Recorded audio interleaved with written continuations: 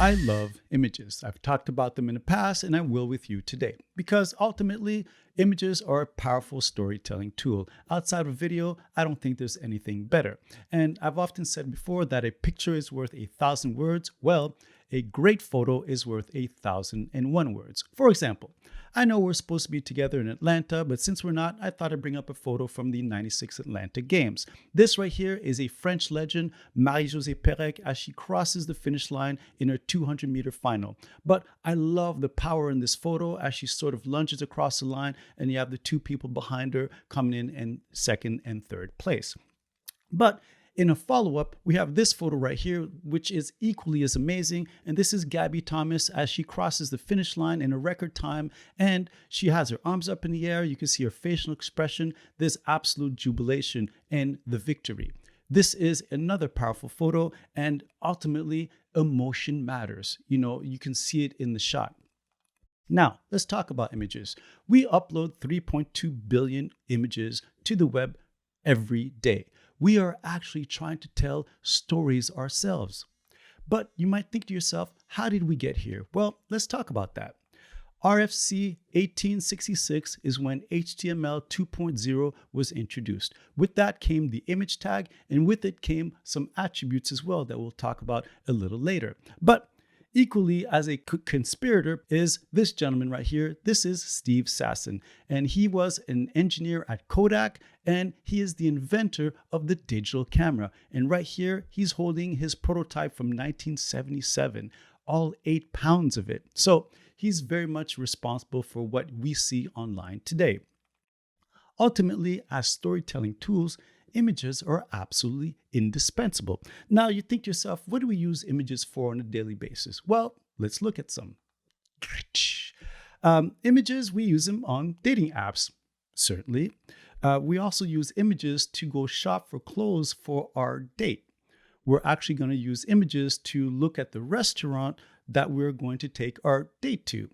And ultimately, we also use images to look at the hotel that we'll take our date to after the restaurant, right? Either way, we're not here to talk about all that. We're here to talk about one thing and one thing only. A particular image attribute called the alt tag, and that is for alternative text.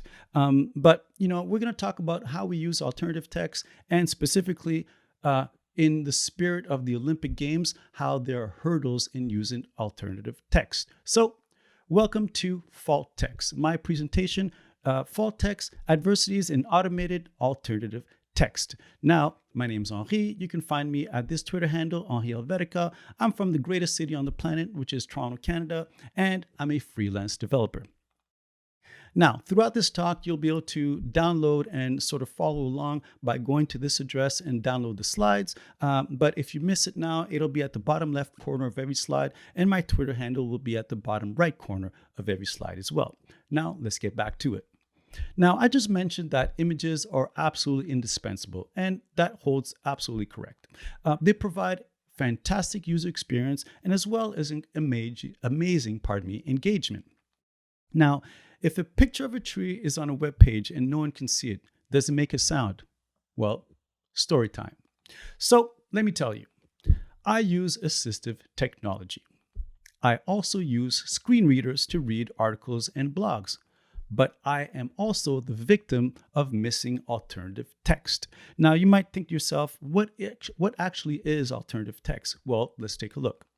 According to RFC 1866, it's text to use in place of the referenced image resource, for example, due to processing constraints or user preferences. So essentially, some people surf the web without images or with images off, and some may have images turned off by themselves simply because of a bad network. So we use alt text to be there so that it's read by the screen reader.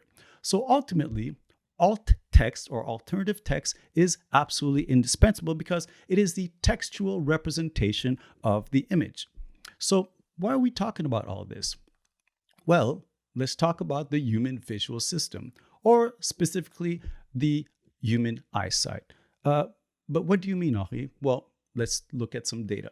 So we're going to paint a bit of a picture with some of this data that I'm going to run through right now.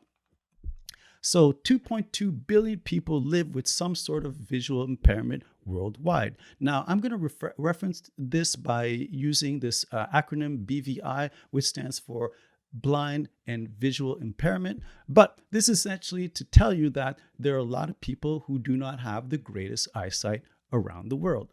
Now, let's look at this chart specifically to really give you an idea of the amount of people with these kind of conditions. Literally just over a quarter of the planet.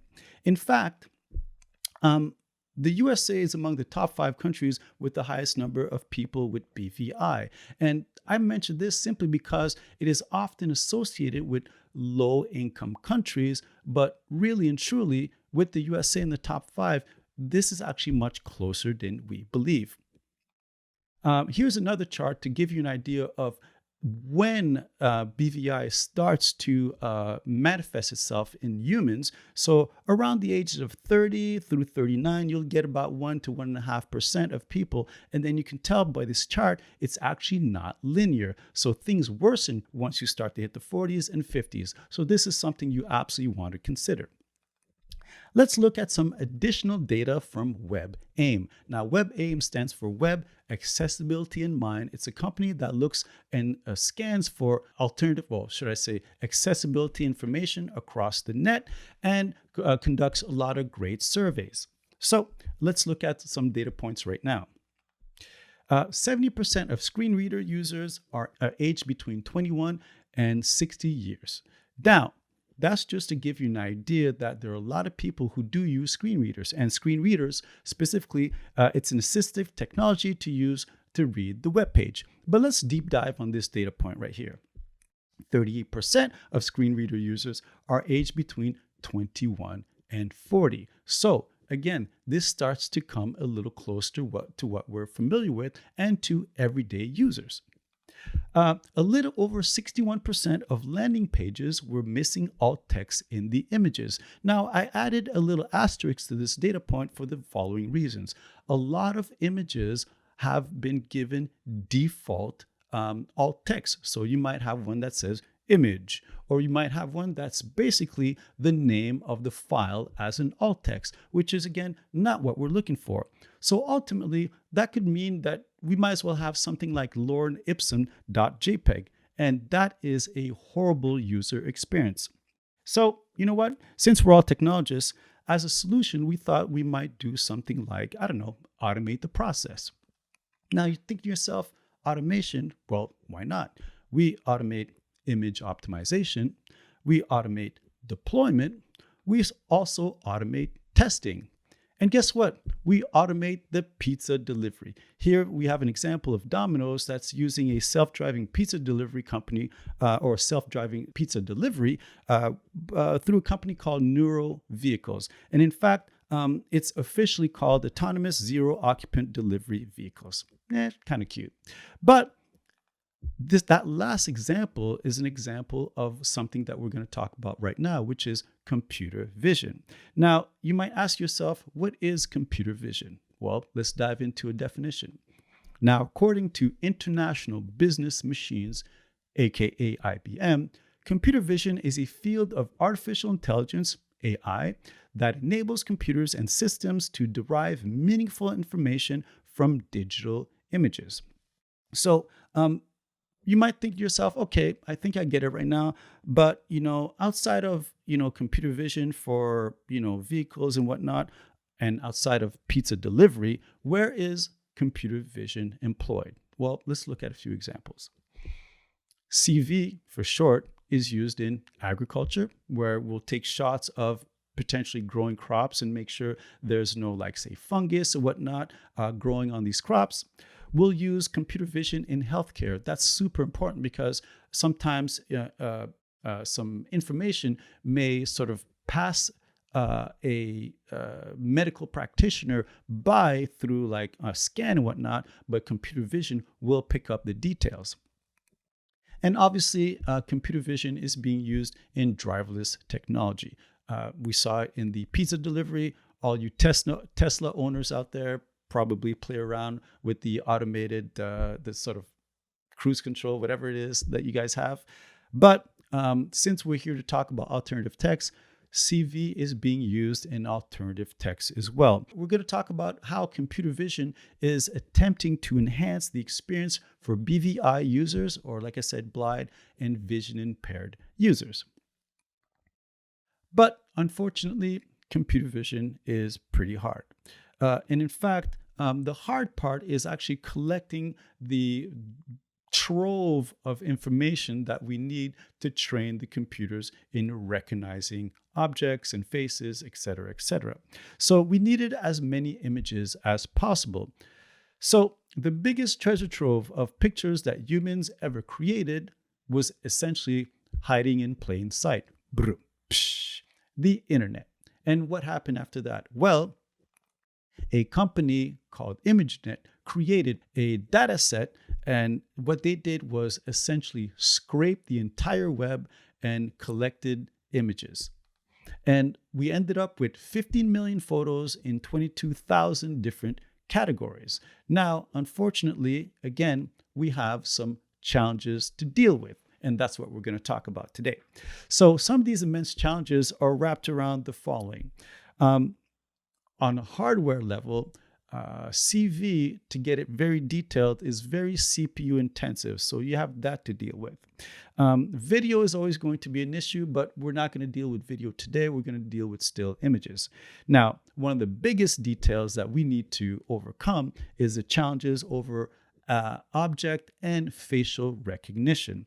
Now, I know there's another presentation here by Ayadeli, and she's going to talk about AI and ethics, which is probably, we have a little bit of overlap. So I definitely implore you to go check out her talk, whether it's before or after mine, because it'll be a nice sort of complement to, or I should probably be complimenting her talk, because she really is likely going to deep dive in this area. Now, what I'm going to talk to you about as well is the two major platforms that are involved in this endeavor of computer vision and automated alt text. Facebook, for one, has been doing a lot of research there, obviously due to the size of their platform and the fact that providing proper computer vision and automated alt text is going to provide a better experience for the BVI users. And also Google/Chrome has been doing the same as well, doing some research in this area, simply because, again, Chrome, with the large market share it has, it is in their best interest to make sure that, again, BVI users have a great experience. So let's proceed. We are going to look at some examples of automated alt text that were basically taken very recently.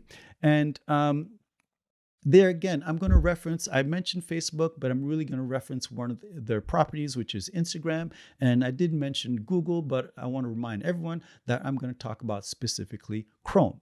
So let's go. Now, in this photo right here, this is an athlete. She has her arms up, but this is actually Dina Asher-Smith. She's a 200-meter Olympian, yes, from the UK. And let's look at the automated text that was provided by these two platforms. The first one from Instagram, which said, maybe an image of one or more people and people playing sports. Okay, I mean, sort of there, but not really. And Chrome said the following. Appears to be person competes with person during event girl. Now, right away, you can see the challenges. We have two kind of different renderings of alternative text that was automated, but neither really provide the actual photo. Because again, you can see what happened and you can see what was provided. All right, let's look at some more. Now here we have another Olympian. This is Paul Chilemo on the left, and he's with a training partner on his left, so our right. So Instagram said the following. Maybe an image of two people, people playing sports and people standing and outdoors. All right, there's sort of some truth there, but it's just not complete.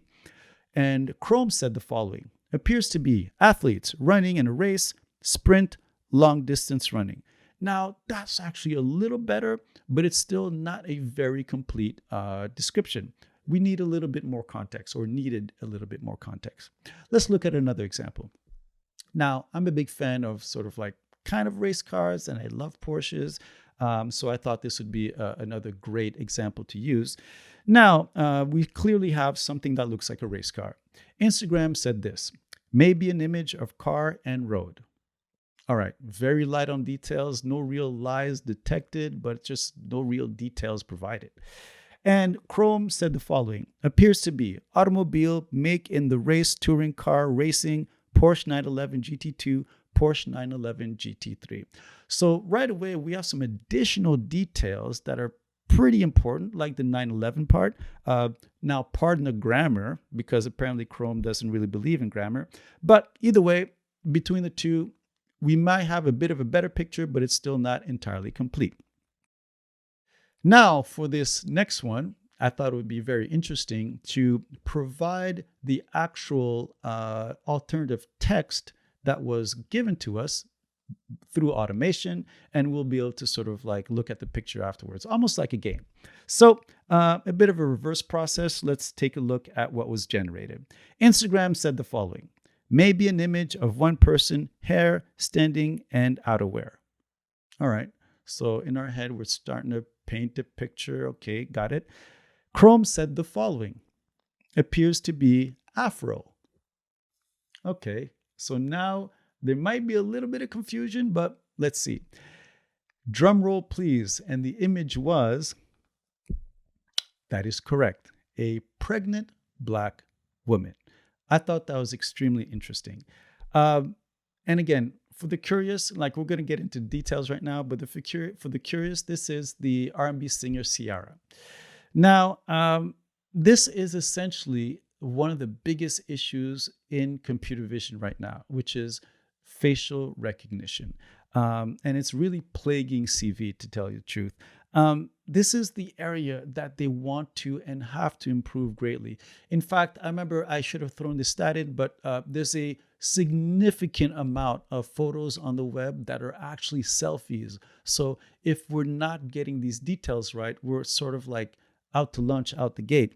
And the most important part to me here, that CV did not recognize a woman that is clearly pregnant or expecting. So I think that was like really rough to see. And in fact, again, I remind you, Ayodele is probably going to deal with some of these details in her talk. So make sure you go check that out. Now, I'm going to bring back this slide because I think it was really important, that IBM definition of computer vision. And I'm highlighting this section right here, to derive meaningful information from digital images. I don't think this was the case right here, but again, there are so many other examples that are pretty decent, but this was like certainly a hurdle. This was a challenge in this case, and these are some of the hurdles that we have going forward. Now, there are some additional examples that you can go check out at this address right here. I forget how many more, but again, you'll be able to hear the alt text being read out and understand where the challenges are. So I want to close out this section with a few more data points to sort of like summarize what I've just been talking about. So in a study that was done a couple years ago, and it was sort of reported online and whatnot, I just want to extract some of the poignant details. So gender was misidentified in up to 1% of lighter skinned males. All right, so 1% error rate, maybe you can play with that, but whatever, we know what it is. 7% of lighter skinned females were misidentified. So now we see a little uptick in some of the challenges. However, in dark-skinned males, that error rate grew to 12%.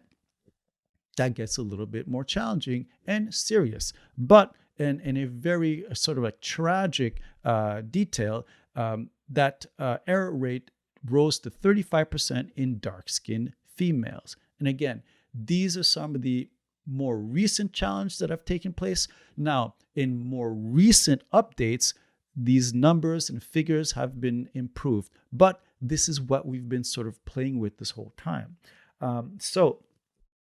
Like I said, computer vision is riddled with some challenges, and these challenges are translating down to the automation of the alt text. So what would be or could be a solution in our case? Well, ultimately, we need better data sets. There have been more data sets since ImageNets. ImageNet, some improvements have been made, but it's been said that these improvements can be the difference between computer vision applications that equals or exceeds human performance, or an application that never really goes to production. So this is very important to sort of try to nail as best as possible. Like I said, we saw a pregnant woman who was never identified as an expected mother. So I think that's really important. But ultimately, let's write alt text. Actually, scratch that. Let's write great alt text. In a survey, screen reader users indicated that accuracy was paramount in their experience. And things that BVI users valued the most are human interactions, landmarks, and scenes. These were all very important. So let's try to get complete as contextual descriptions as possible. And as in a closing quote, I'd like to say the following, and this is from Leonie Watson, who's an accessibility engineer in the UK. A good alt text can conjure up wonderfully stimulating mental images, and we know that. 2.2 billion people depend on it. So let's try to do the best that we can. Because again, I get back to the idea that emotion matters. Let's try to be as descriptive as possible so that BVI users can have the same experience that we do. And I want to thank you for listening in for this talk. And in closing, I'd like to thank Team Bay. Absolutely. Beth, Erica, Angel, thank you very much for having me again. It was a pleasure to share some of my personal loves. And merci beaucoup. If you have any questions, shoot me a little ping on Twitter. And once again, you can download the deck and enjoy. Cheers.